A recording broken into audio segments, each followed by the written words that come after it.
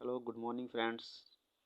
दोस्तों, आज का टॉपिक है हमारा लॉ ऑफ डिमांड। दोस्तों, कभी कभी क्या होता है, स्टूडेंट्स को काफ़ी प्रॉब्लम आती है इसे समझने में। लॉ ऑफ डिमांड क्या है, एक डर सा बना रहता है। चलो आज हम इस डर को निकालते हैं।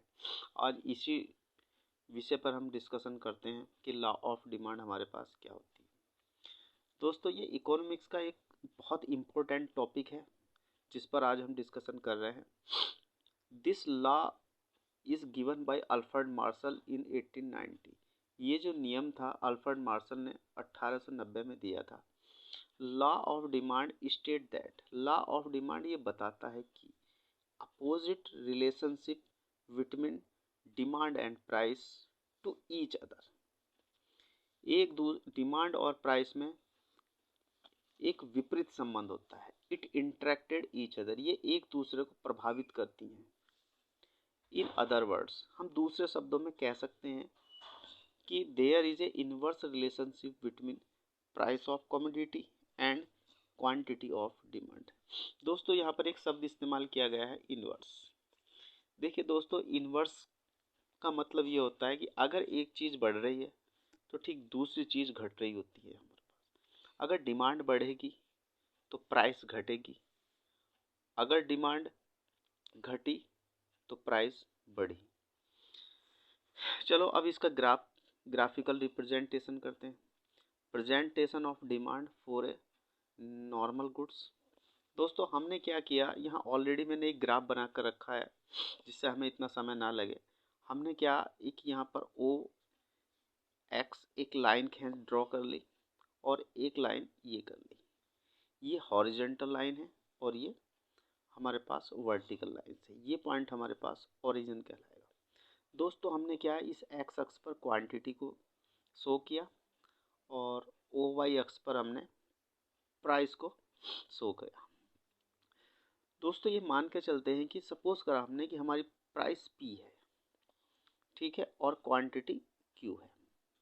अगर हमने इस प्राइस को कम किया और एक लाइन ड्रॉ कर ली इस कर्व से, ये डिमांड कर्व होता है हमारे पास, और इसको हमने यहाँ नीचे मिला दिया।